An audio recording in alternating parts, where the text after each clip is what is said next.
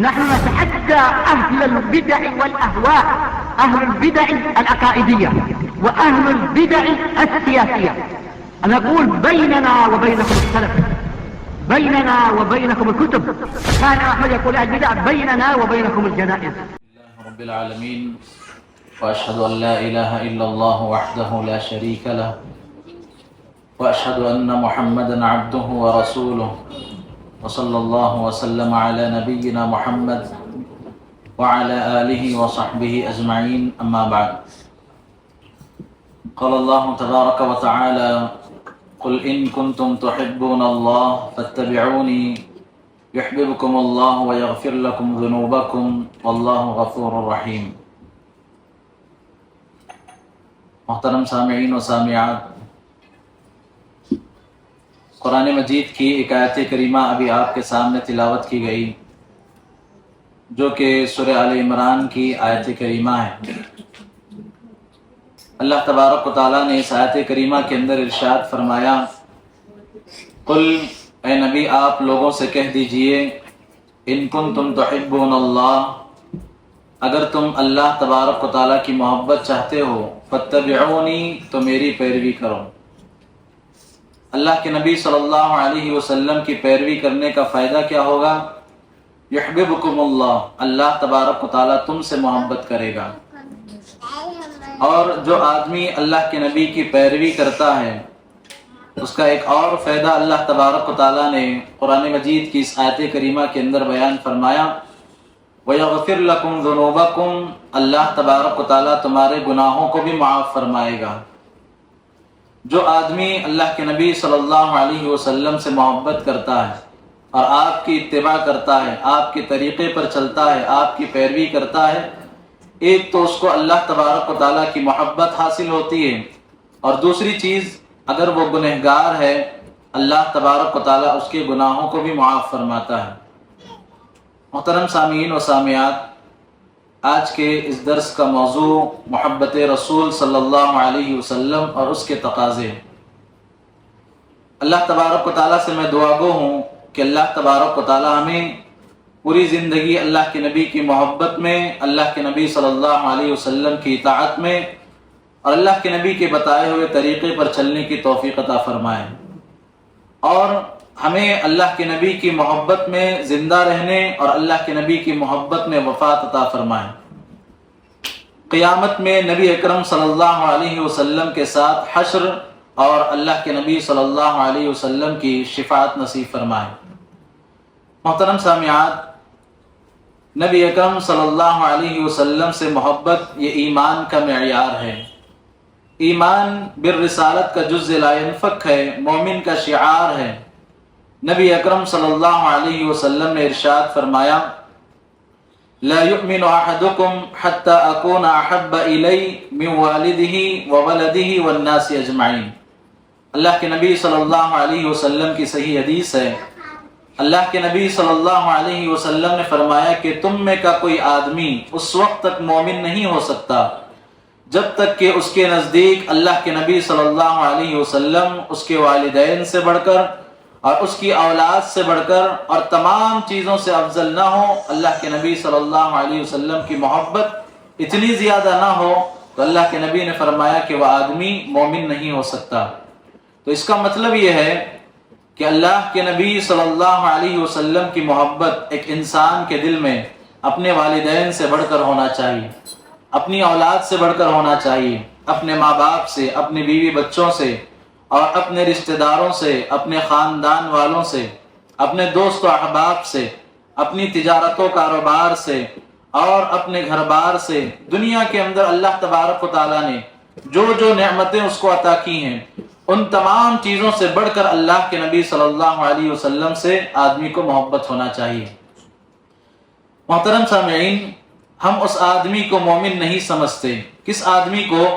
جو آدمی یہ کہتا ہے کہ اللہ کے نبی کی محبت میرے والد کے برابر ہے، اللہ کے نبی کی محبت میری اولاد کے برابر ہے، اللہ کے نبی کی محبت میری تجارت و کاروبار کے برابر ہے، ایسا آدمی مومن نہیں ہو سکتا۔ دنیا کی تمام نعمتوں سے بڑھ کر اس کے دل میں اللہ کے نبی صلی اللہ علیہ وسلم محبوب ہونا چاہیے، تبھی جا کر آدمی مکمل مومن ہو سکتا ہے۔ یہ عقیدہ ہے، یہ بنیاد ہے۔ ہر آدمی کے دل میں اللہ کے نبی کی اتنی زیادہ محبت ہونی چاہیے۔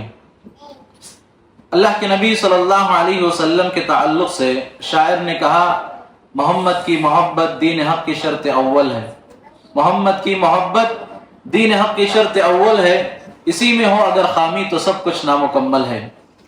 محترم سامعات، صحابہ کرام رضوان اللہ علیہ مجمعین اور صحابیات نے اللہ کے نبی صلی اللہ علیہ وسلم کی محبت کو ثابت کیا، اپنے عمل سے، اپنے گفتار سے، اپنے کردار سے، اپنے اخلاق سے اور اپنے چال چلن سے، اپنی زندگی سے صحابہ کرام رضوان اللہ علیہ مجمعین نے اللہ کے نبی صلی اللہ علیہ وسلم کی محبت کو ثابت کیا۔ اللہ کے نبی صلی اللہ علیہ وسلم کے صحابہ کی زندگی اللہ کے نبی کے اشاروں پر گزرا کرتی تھی۔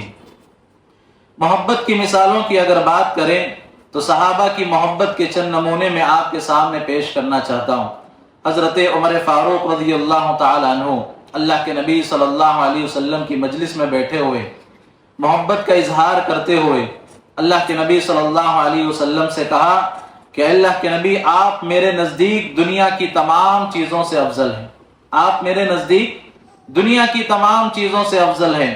تو اللہ کے نبی صلی اللہ علیہ وسلم نے کہا، قسم ہے اس ذات کی، قسم ہے اس ذات کی جس کے ہاتھ میں محمد صلی اللہ علیہ وسلم کی جان ہے۔ اللہ کے نبی صلی اللہ علیہ وسلم نے فرمایا کہ جب تک میں تمہاری جان سے عزیز نہ ہو جاؤں، جب تک میں تمہاری جان سے عزیز نہ ہو جاؤں، تب تک جو ہے تمہارا ایمان مکمل نہیں ہو سکتا۔ حضرت عمر نے کیا کہا؟ اللہ کے نبی سے کہا کہ اللہ کے نبی، آپ میری دنیا کی تمام چیزوں سے افضل ہیں سوائے میری جان کے۔ تو اللہ کے نبی صلی اللہ علیہ وسلم نے حضرت عمر سے کہا کہ جب تک میں تمہاری جان سے زیادہ افضل نہ ہو جاؤں، تب تک تمہارا ایمان مکمل نہیں ہو سکتا۔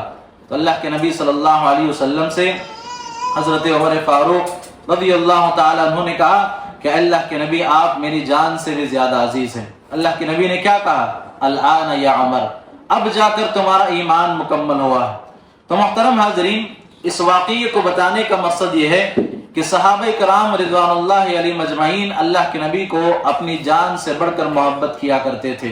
صرف صحابہ کرام نہیں بلکہ صحابیات کی زندگی، اللہ کے نبی صلی اللہ علیہ وسلم کے زمانے کی خواتین کی زندگی کا اگر آپ مطالعہ کریں تو آپ کو پتہ چلے گا کہ صحابیات اللہ کے نبی صلی اللہ علیہ وسلم سے کتنی زیادہ محبت کرتے تھے، کیسے کیسے محبت کے اعلیٰ نمونے پیش کیے۔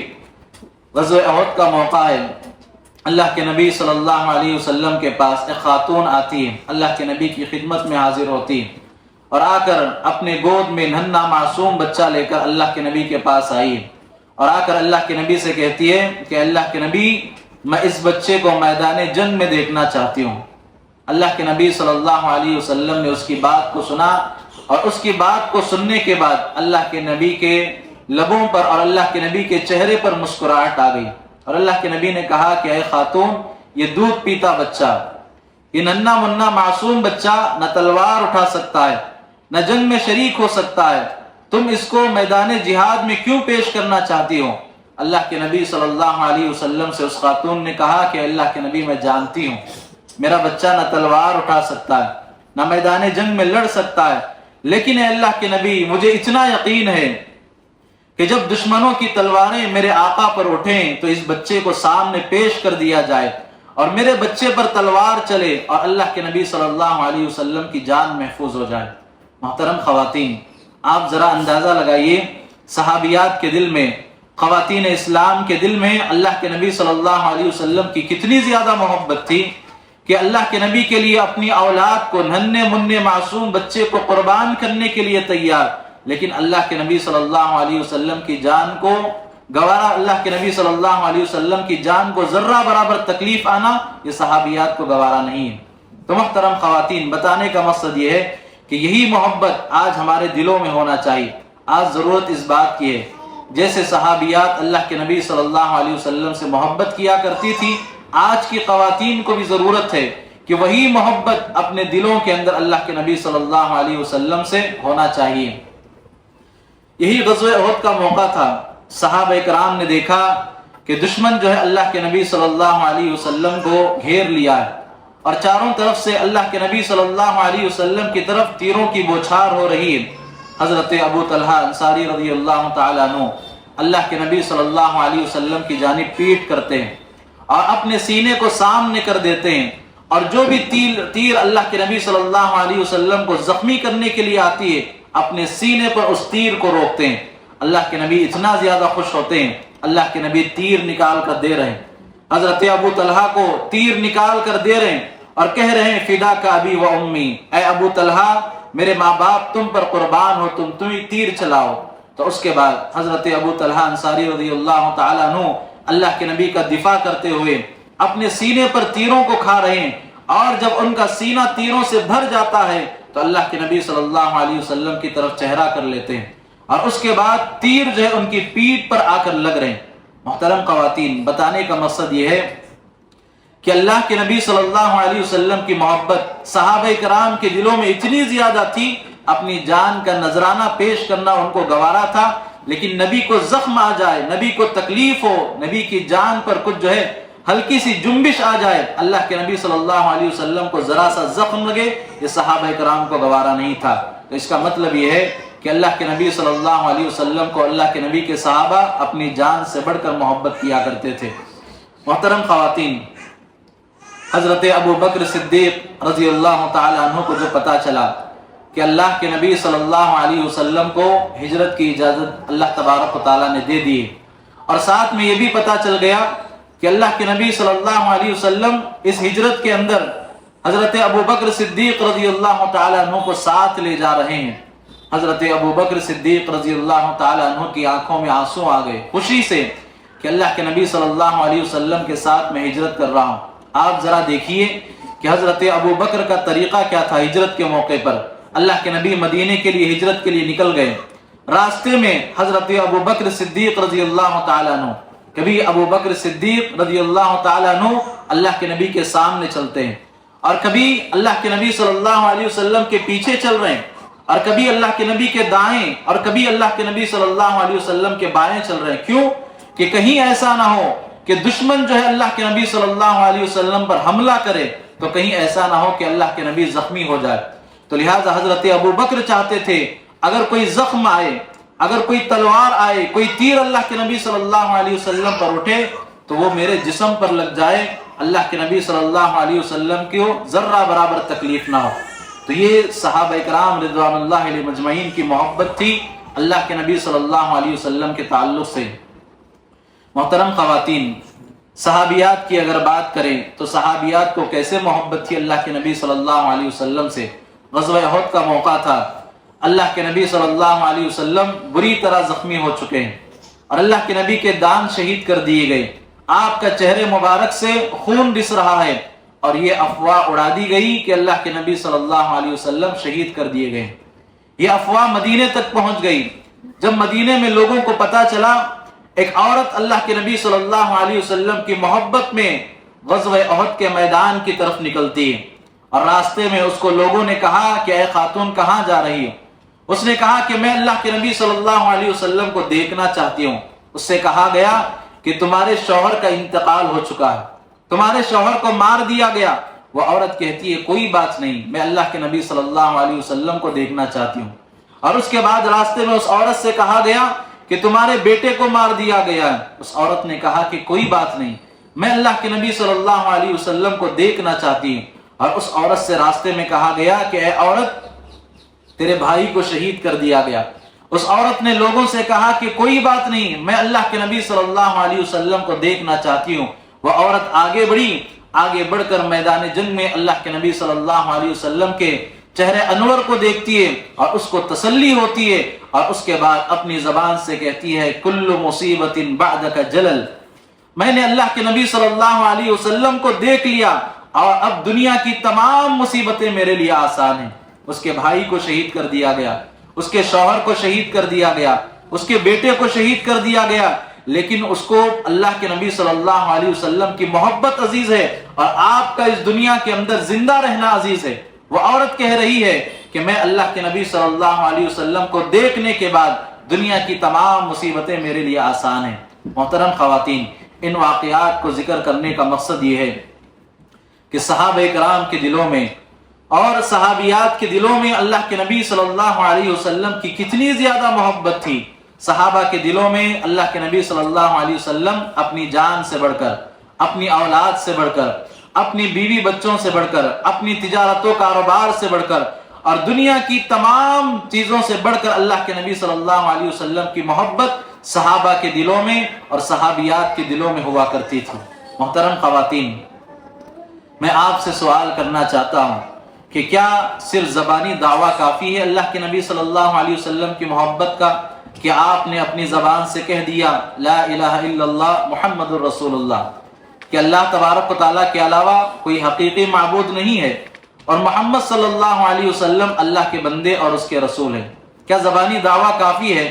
کہ یہ گواہی کافی ہے کہ ہم اپنی زبان سے گواہی دیں کہ اللہ کے نبی صلی اللہ علیہ وسلم اللہ کے بندے اور اس کے رسول ہیں؟ محترم خواتین، یہ گواہی کافی نہیں ہے۔ انسان جب تک اللہ کے نبی صلی اللہ علیہ وسلم کی محبت کرنے کے بعد اس کے تقاضوں کو پورا نہ کرے، حقیقت میں وہ اپنی محبت کے دعوے میں جھوٹا ہے، اپنی محبت کے دعوے میں جھوٹا ہے۔ کیوں؟ اس لیے کہ ان المحب لمن يحب مطیع، جو آدمی کسی سے محبت کا دعویٰ کرتا ہے تو وہ اس کا مطیع اور فرما بردار ہو جاتا ہے۔ تو کوئی آدمی صرف اپنی زبان سے محبت کا دعویٰ کرے اور عملی میدان میں اللہ کے نبی صلی اللہ علیہ وسلم کے طریقے پر نہ چلے، یہ محبت کا دعویٰ جھوٹا ہے۔ محترم خواتین، نبی اکرم صلی اللہ علیہ وسلم کی گواہی کے 4 تقاضے ہیں۔ جب آپ اس بات کو مانتے ہیں کہ اللہ کے نبی صلی اللہ علیہ وسلم اللہ کے بندے اور اس کے رسول ہیں، تو اللہ کے نبی صلی اللہ علیہ وسلم کی گواہی کے 4 تقاضے ہیں۔ وہ 4 تقاضے کیا ہیں؟ ایک تو جو بھی اللہ کے نبی صلی اللہ علیہ وسلم حکم دیتے ہیں، آپ اللہ کے نبی کے حکم کو مانیں، اور جن باتوں سے اللہ کے نبی صلی اللہ علیہ وسلم منع کرتے ہیں ان تمام چیزوں سے اپنے آپ کو بچا لیں، رک جائیں۔ اللہ تبارک و تعالیٰ نے قرآن مجید میں کیا کہا؟ وَمَا آتَاكُمُ الرَّسُولُ فَخُذُوا وَمَا نَهَاكُمْ عَنْهُ فَانْتَهُوا، رسول جو تمہیں دے دے اس کو لے لو، اور جن باتوں سے تمہیں روک دے ان باتوں سے رک جاؤ۔ یہ اللہ کے نبی صلی اللہ علیہ وسلم کی محبت ہے کہ ایک آدمی جو اللہ کے نبی حکم دیتے ہیں اس کو بجا لائے، اور جن کاموں سے روکتے ہیں ان کاموں سے رک جائے۔ یہ اللہ کے نبی صلی اللہ علیہ وسلم کی محبت ہے۔ تیسرا تقاضا کیا ہے؟ تیسرا تقاضا یہ ہے کہ اللہ کے نبی صلی اللہ علیہ وسلم جن باتوں کی خبر دیتے ہیں ان تمام باتوں کی تصدیق کرنا۔ اور چوتھی بات کیا ہے؟ اللہ کے نبی صلی اللہ علیہ وسلم کے طریقے کے مطابق اللہ تبارک و تعالیٰ کی عبادت کرنا۔ عبادت کی جتنی شکلیں ہیں، چاہے وہ نماز ہو، چاہے وہ روزہ ہو، چاہے وہ زکوٰۃ ہو، چاہے وہ حج ہو، چاہے وہ صدقہ و خیرات ہو، چاہے وہ انفرادی زندگی کے معاملات ہوں، تمام کے تمام عبادات اس کا طریقہ کیسا ہونا چاہیے؟ اللہ کے نبی صلی اللہ علیہ وسلم کے طریقے کے مطابق ہونا چاہیے۔ تو لہٰذا یہ 4 تقاضے ہیں۔ اللہ کے نبی کی جب آپ گواہی دیتے ہیں تو یہ 4 تقاضے ہیں۔ ایک تو اللہ کے نبی کا حکم ماننا، جن باتوں سے آپ نے روکا ہے اس سے رک جانا، اور اللہ کے نبی صلی اللہ علیہ وسلم نے جن باتوں کی خبر دی ہے ان تمام باتوں کی تصدیق کرنا، اور عبادت اللہ کے نبی صلی اللہ علیہ وسلم کے طریقے کے مطابق کرنا۔ آپ مرتے دم تک آپ اللہ تبارک و تعالیٰ کی عبادت کر رہے ہیں اور آپ کا طریقہ اللہ کے نبی کا نہیں ہے تو رب کعبہ کی قسم ہے آپ کا کوئی عمل قابل قبول نہیں، کوئی عمل قابل قبول نہیں ہے۔ محترم خواتین، چند مثالوں کے ذریعے سے میں آپ کے سامنے، اور آج ہمیں جو ہے صرف ایک چیز کی وضاحت کرنی ہے، اللہ کے نبی صلی اللہ علیہ وسلم کا صرف ایک تقاضا، وہ کیا ہے؟ ہمیں زندگی کے سارے اعمال اللہ کے نبی صلی اللہ علیہ وسلم کے طریقے کے مطابق کرنا ہے۔ دوسرے تقاضوں کو انشاءاللہ کسی اور دن ذکر کیا جائے گا، لیکن آج جو اہم تقاضا میں آپ کے سامنے ذکر کرنے جا رہا ہوں وہ چوتھا تقاضا ہے کہ ہماری زندگی کے سارے اعمال اللہ کے نبی صلی اللہ علیہ وسلم کے سنت کے مطابق ہو۔ محترم خواتین، اللہ کے نبی صلی اللہ علیہ وسلم ایک آدمی کو دیکھتے ہیں کہ وہ کمزور ہوتا جا رہا ہے۔ اللہ کے نبی صلی اللہ علیہ وسلم نے اس سے پوچھا کہ اللہ کے بندے کیا بات ہے کہ تم اتنے کمزور نظر آ رہے ہیں؟ تو اس نے کہا کہ اللہ کے نبی صلی اللہ علیہ وسلم کچھ عرصہ قبل میں آپ کی مجلس میں حاضر ہوا تھا، میں آپ کے پاس آیا تھا، آپ نے روزے کی فضیلت بتائی، جب سے آپ نے روزے کی فضیلت بتائی ہے مسلسل روزہ رکھتا ہوں، ہمیشہ روزہ رکھتا ہوں، میں کبھی افطار نہیں کرتا، اور دن کے اندر میرے گھر میں چولہا نہیں جلتا، دن کے اندر میرے گھر کے اندر چولہا نہیں جلتا، مسلسل میں ہمیشہ روزہ رکھتا ہوں۔ جب سے آپ کی زبانی میں روزے کی فضیلت سنی ہے، مسلسل ہمیشہ روزہ رکھتا ہوں۔ اللہ کے نبی صلی اللہ علیہ وسلم سننے کے بعد اللہ کے نبی صلی اللہ علیہ وسلم نے سخت ناپسند کیا۔ کیوں؟ اس لیے کہ اللہ کے نبی صلی اللہ علیہ وسلم کا طریقہ کیا ہے؟ آپ کا طریقہ، آپ کا راستہ مسلسل روزہ رکھنے کا نہیں ہے۔ اللہ کے نبی صلی اللہ علیہ وسلم کبھی روزہ بھی رکھتے تھے، اور کبھی اللہ کے نبی صلی اللہ علیہ وسلم روزے کو چھوڑ بھی دیا کرتے تھے۔ یہ طریقہ تھا۔ اللہ کے نبی صلی اللہ علیہ وسلم کو اس آدمی کی بات سخت ناپسند ہوئی، اس لیے کہ وہ نبی کی سنت کے خلاف عمل تھا۔ اور جس نے زمانے بھر کے روزے رکھے، اللہ کے نبی صلی اللہ علیہ وسلم کو سخت ناپسند ہے، اور یہ جائز طریقہ نہیں۔ اللہ کے نبی کی سنت نہیں ہے کہ کوئی آدمی مسلسل روزہ رکھے۔ تو آپ اندازہ لگائیے کہ روزہ رکھنا کتنا بڑا عمل ہے، اور مسلسل روزہ رکھنا یہ تو بہت بڑا عمل ہے، لیکن اللہ کے نبی کی سنت کے مطابق نہ ہونے کی وجہ سے یہ بہت بڑا عمل بیکار ہے، اللہ تبارک و تعالیٰ کے نزدیک قابل قبول نہیں ہے۔ اور جو آدمی اللہ کے نبی کی اتباع میں اللہ کے نبی کی سنت کے مطابق روزہ رکھتا ہے، اس کا اجر و ثواب کیا ہے؟ اللہ کے نبی صلی اللہ علیہ وسلم نے کیا کہا؟ من صام رمضان ثم اتبعه ستا من شوال كان كصيام الدهر۔ اللہ کے نبی صلی اللہ علیہ وسلم نے فرمایا کہ جو رمضان کے روزے رکھتا ہے اور رمضان کے بعد شوال کے 6 روزوں کا اہتمام کرتا ہے، اللہ کے نبی صلی اللہ علیہ وسلم نے فرمایا کہ گویا اس نے زمانے بھر کے روزے رکھے، سال بھر کے اس نے روزے رکھے، اور اس کو مکمل زمانے بھر کے روزے رکھنے کا، سال بھر کے روزے رکھنے کا اجر و ثواب ملتا ہے۔ تو پتہ چلا کہ جو آدمی اللہ کے نبی صلی اللہ علیہ وسلم کی اتباع کرتے ہوئے رمضان کے روزے رکھتا ہے اور شوال کے 6 روزے رکھتا ہے، تو اللہ تبارک و تعالیٰ اس کو سال بھر روزہ رکھنے کا اجر و ثواب دیتا ہے۔ لیکن جو آدمی اللہ کے نبی کی سنت کی مخالفت کرتے ہوئے مسلسل زمانہ بھر روزہ رکھتا ہے، جبکہ بہت بڑا عمل ہے، لیکن اللہ کے نبی صلی اللہ علیہ وسلم کی سنت کے مطابق نہ ہونے کی وجہ سے اس کا عمل بیکار اور رائگاں ہے۔ تو بتانے کا مقصد یہ ہے کہ خواتین، اگر آپ کا عمل اللہ کے نبی صلی اللہ علیہ وسلم کی سنت کے مطابق نہ ہو تو اللہ تبارک و تعالیٰ کوئی عمل اللہ تبارک و تعالیٰ قبول نہیں فرمائے گا۔ تو اسی لیے ہر عمل کے اندر ہمیں یہ دیکھنا چاہیے کہ کیا اس عمل کو اللہ کے نبی صلی اللہ علیہ وسلم نے کیا ہے یا نہیں۔ محترم خواتین، حضرت ابو ہریرہ رضی اللہ تعالیٰ عنہ اس حدیث کے راوی ہیں۔ ایک مرتبہ صحابہ کرام کے درمیان اللہ کے نبی صلی اللہ علیہ وسلم بیٹھے ہوئے، ایک آدمی آتا ہے اور آ کر اللہ کے نبی صلی اللہ علیہ وسلم کے سامنے نماز پڑھتا ہے۔ نماز پڑھنے کے بعد لوٹ کر اللہ کے نبی صلی اللہ علیہ وسلم کو آ کر سلام کرتا ہے۔ اللہ کے نبی صلی اللہ علیہ وسلم نے اس سے کہا، ارجع فصلی فإنک لم تصلی، جاؤ نماز پڑھو اس لیے کہ تم نے نماز نہیں پڑھی۔ 3 مرتبہ وہ نماز پڑھ کے آتا ہے، تینوں مرتبہ اللہ کے نبی صلی اللہ علیہ وسلم کیا کہتے ہیں؟ ارجع فصلی فإنک لم تصلی، جاؤ نماز پڑھو اس لیے کہ تم نے نماز نہیں پڑھی۔ کیوں کہا اللہ کے نبی نے ایسا؟ اس لیے کہ اس نے اللہ کے نبی صلی اللہ علیہ وسلم کی سنت کے مطابق نماز نہیں پڑھی۔ اسی لیے کیا کہا اللہ کے نبی نے؟ تم نے نماز نہیں پڑھی۔ کیوں؟ اس لیے کہ تمہارے نماز کے پڑھنے کا جو طریقہ تھا وہ اللہ کے نبی صلی اللہ علیہ وسلم کے سنت کے مطابق نہیں تھا۔ محترم خواتین، حضرت حذیفہ بن یمان رضی اللہ تعالی عنہ ایک آدمی کو دیکھتے ہیں کہ وہ نماز پڑھ رہا ہے، وہ نماز پڑھ رہا ہے۔ حضرت حذیفہ بن یمان رضی اللہ تعالی عنہ نے اس آدمی سے پوچھا، منذ کم تصلی هذه الصلاۃ، تم کتنے سالوں سے ایسی نماز پڑھ رہے ہو؟ تو اس نے کہا، منذ 40 عاما، میں 40 سال سے نماز پڑھ رہا ہوں۔ ایسی نماز جو ابھی آپ کے سامنے میں نے پڑھی وہ 40 سال سے میں نماز پڑھ رہا ہوں۔ تو حضرت حذیفہ بن یمان رضی اللہ تعالی عنہ نے کہا کہ ما صلیت منذ 40 سنۃ، تم نے 40 سال سے کوئی نماز نہیں پڑھی۔ اللہ اکبر! اللہ کا ایک بندہ 40 سال سے نماز پڑھ رہا ہے، اور حضرت حذیفہ بن یمان رضی اللہ تعالی عنہ نے اس کے نماز کے طریقے کو دیکھ کر کہا کہ تم جو 40 سال سے نماز پڑھ رہے ہو، تم 40 سال سے تم نے نماز نہیں پڑھی۔ کیوں؟ اس لیے کہ اس کی نماز پڑھنے کا طریقہ اللہ کے نبی صلی اللہ علیہ وسلم کی سنت کے مطابق نہیں تھا۔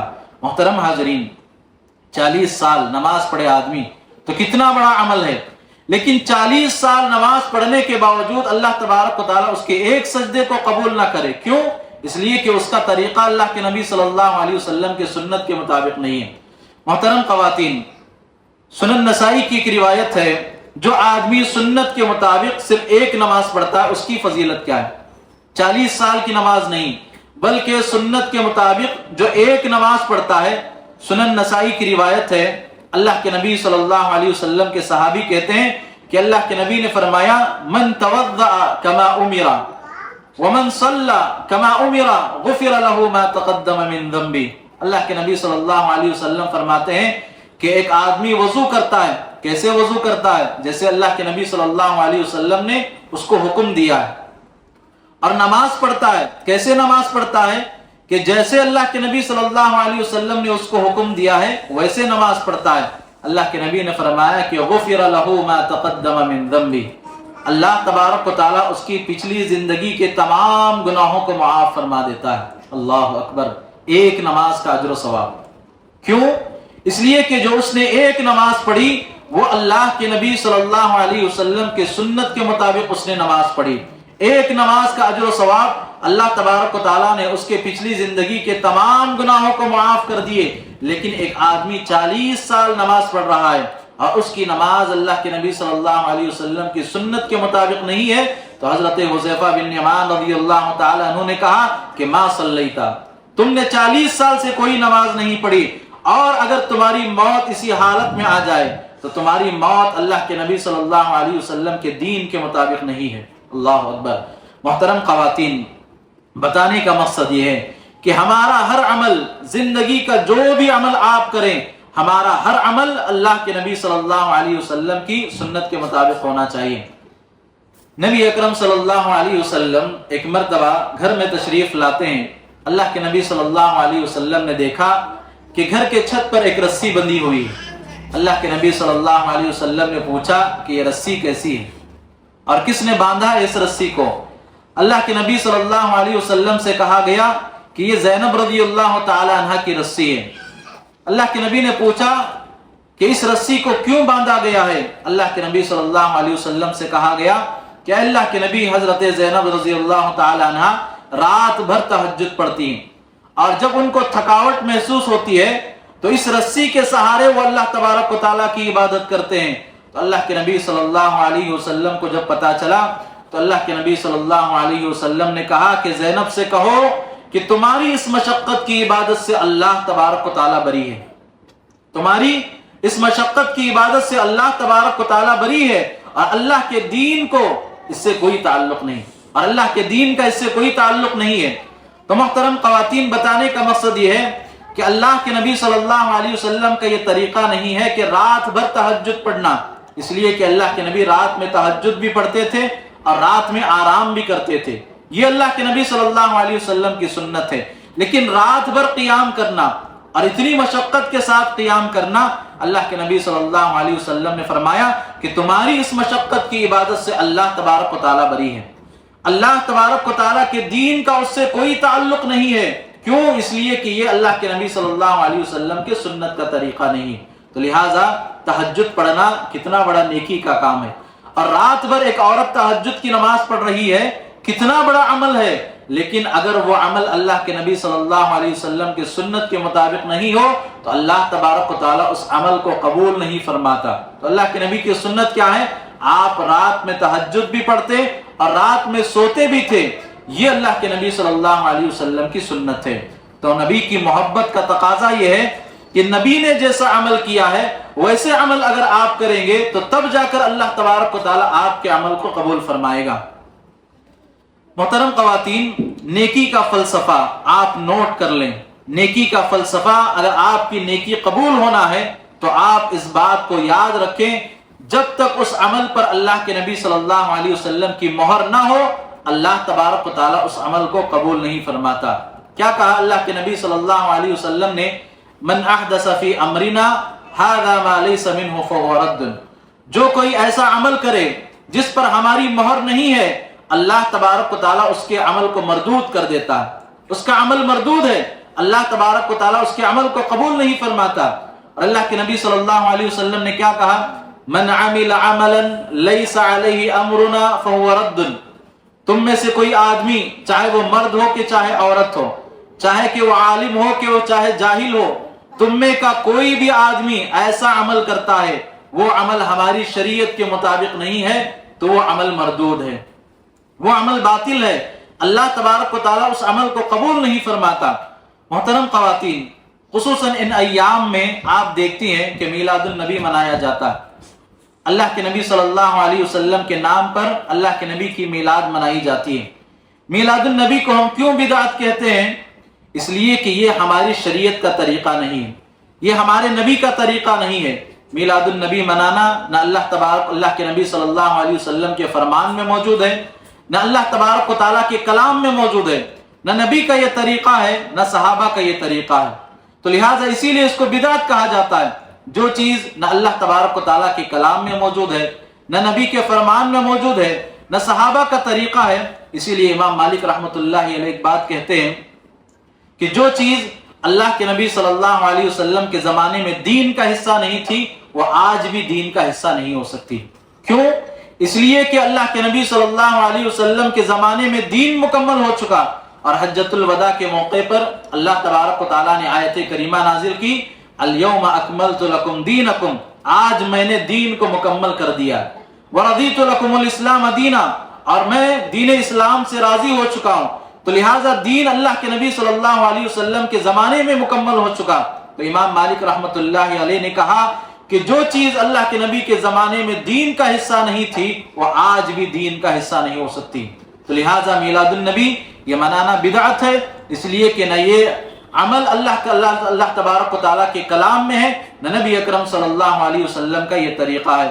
تو نیکی کا فلسفہ آپ ہمیشہ یاد رکھیں، جس عمل پر نبی کی مہر نہ ہو تو اللہ تبارک و تعالیٰ اس عمل کو مردود کر دیتا ہے. محترم خواتین، آخری 2-3 احادیث کہہ کر میں اپنی بات ختم کرتا ہوں. سنن دارمی کی ایک روایت ہے جس سے پتہ چلتا ہے کہ نبی کا عمل اور نبی کا طریقہ نہ ہو تو اللہ تبارک و تعالیٰ اس عمل کو قبول نہیں فرماتا. حضرت عبداللہ بن مسعود رضی اللہ تعالیٰ عنہ کے پاس ایک صحابی آتے ہیں اور آ کر عرض کرتے ہیں کہ اے عبداللہ، میں ابھی مسجد نبوی سے آ رہا ہوں، میں ابھی مسجد نبوی سے آ رہا ہوں اور میں نے ایک عمل کو ایسے دیکھا، میں نے ایک ایسے عمل کو دیکھا کہ جو اللہ کے نبی صلی اللہ علیہ وسلم کے زمانے میں نے اس عمل کو نہیں دیکھا تھا. آؤ جاؤ اور آپ ہی اس عمل کو دیکھو کہ یہ کیا عمل ہے، آپ ہی جا کر اس عمل کو دیکھو کہ یہ لوگ کیا عمل کر رہے ہیں. حضرت عبداللہ بن مسعود رضی اللہ تعالیٰ عنہ گئے اور جا کر انہوں نے دیکھا کہ لوگ بیٹھے ہوئے اجتماعی شکل میں اللہ تبارک و تعالیٰ کا ذکر کر رہے ہیں.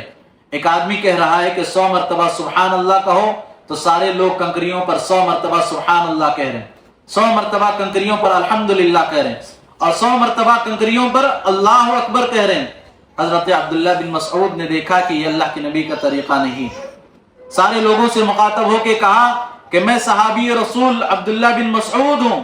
اور اس کے بعد 5 باتیں حضرت عبداللہ بن مسعود رضی اللہ تعالیٰ عنہ ارشاد فرماتے ہیں. سب سے پہلی بات حضرت عبداللہ بن مسعود رضی اللہ تعالیٰ عنہ نے کہا، سب سے پہلی بات انہوں نے کہا کہ تم نے نبی کے دین پر ظلم کیا ہے، تم نے اس بدعت کو ایجاد کر کے نبی کے دین کے اندر ظلم کیا ہے.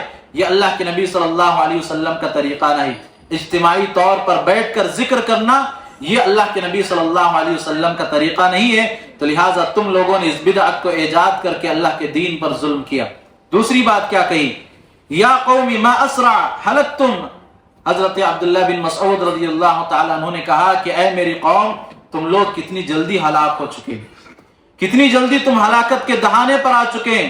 ابھی اللہ کے نبی صلی اللہ علیہ وسلم کے برتن موجود ہیں، ابھی اللہ کے نبی صلی اللہ علیہ وسلم کے جوتے موجود ہیں، ابھی اللہ کے نبی صلی اللہ علیہ وسلم کے کپڑے موجود ہیں، اور تم لوگ کتنا جلدی ہلاکت کے دہانے پر پہنچ گئے.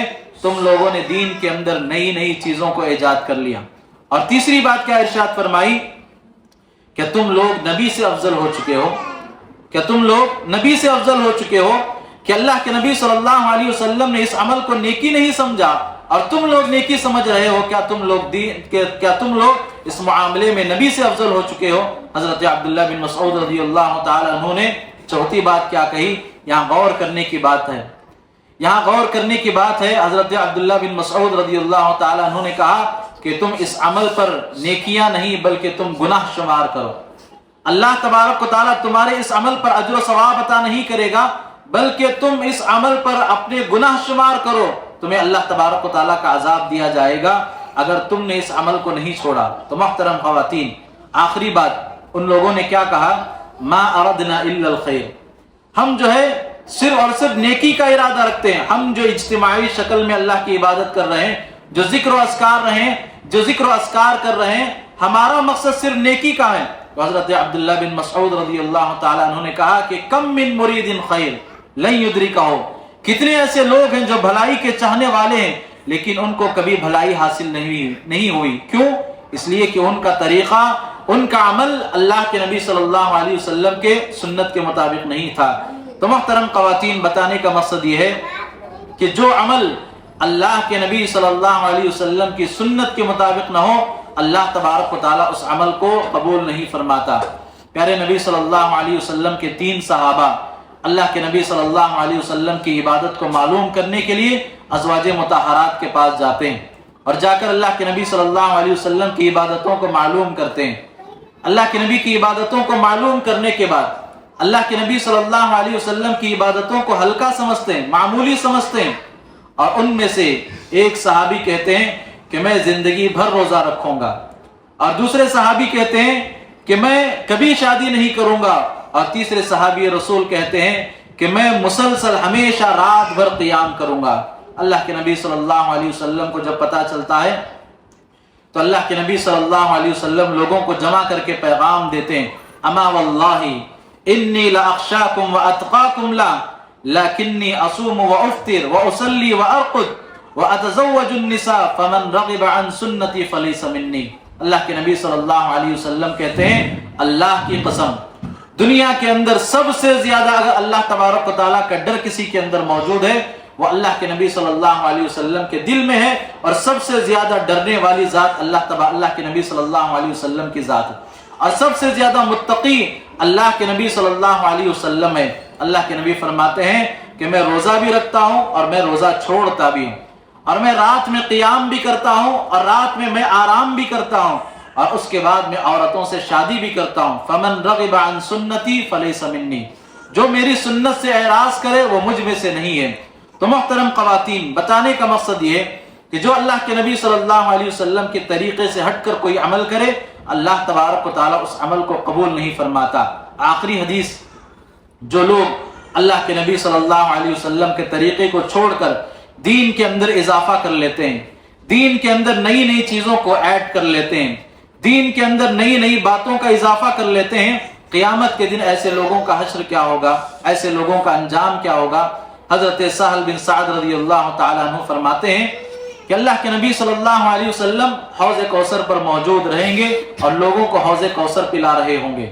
اور اللہ کے نبی صلی اللہ علیہ وسلم نے دیکھا کہ کچھ لوگ اللہ کے نبی کی امت کے، اللہ کے نبی کے قریب آنا چاہ رہے ہیں اور فرشتے انہیں دھکے مار مار کر دور کر رہے ہیں. اللہ کے نبی ان کے اعضائے وضو سے دیکھ کر ان کو پہچان لیں گے اور کہیں گے یہ لوگ تو میری امت کے لوگ ہیں، ان کو آنے دو. لیکن فرشتے کہتے ہیں کہ اللہ کے نبی صلی اللہ علیہ وسلم انک لا تدری ما احدثوا بعد ذلك فاقول، اللہ کے نبی صلی اللہ علیہ وسلم نے کہا کہ سحقا سحقا لمن غیر بعدی. اللہ کے نبی سے کہا جائے گا کہ اللہ کے نبی آپ نہیں جانتے کہ آپ کے جانے کے بعد دین کے اندر ان لوگوں نے نئی نئی چیزوں کو ایجاد کر لیا. تو اللہ کے نبی صلی اللہ علیہ وسلم کہیں گے ایسے لوگوں سے دوری ہو، ایسے لوگوں سے دوری ہو کہ جنہوں نے میرے جانے کے بعد نئی نئی چیزوں کو ایجاد کیا. تو محترم خواتین، بتانے کا مقصد یہ ہے کہ جو لوگ دین کے اندر اضافہ کرتے ہیں، قیامت کے دن ایسے لوگ اللہ کے نبی صلی اللہ علیہ وسلم کے ہاتھوں حوض کوثر سے محروم ہو جائیں گے. محترم خواتین، اس آج کے اس درس کا خلاصہ کلام یہ ہے کہ جب ہم اپنی زبان سے اللہ کے نبی کی محبت کا دعویٰ کرتے ہیں تو ضرورت اس بات کی ہے اللہ کے نبی کی محبت کا دعویٰ کرنے کے بعد اللہ کے نبی کی محبت کے تقاضوں کو بھی پورا کریں. اللہ تبارک و تعالیٰ سے دعا ہے کہ اللہ تبارک و تعالیٰ اللہ کے نبی صلی اللہ علیہ وسلم کے بتائے ہوئے طریقے پر چلنے کی ہمیں توفیق عطا فرمائے. جب تک ہمیں زندہ رکھے اللہ کے نبی کی محبت میں زندہ رکھے، اور جب ہمارا خاتمہ ہو تو خاتمہ توحید پر ہو. اقول قولی ھذا واستغفر اللہ لی ولکم ولسائر المسلمين من كل ذنب فاستغفروه إنه هو الغفور الرحيم وآخر دعوانا أن الحمد لله رب العالمين. فاعلم أنه لا إله إلا الله واستغفر لذنبك وللمؤمنين والمؤمنات والله يعلم متقلبكم ومثواكم.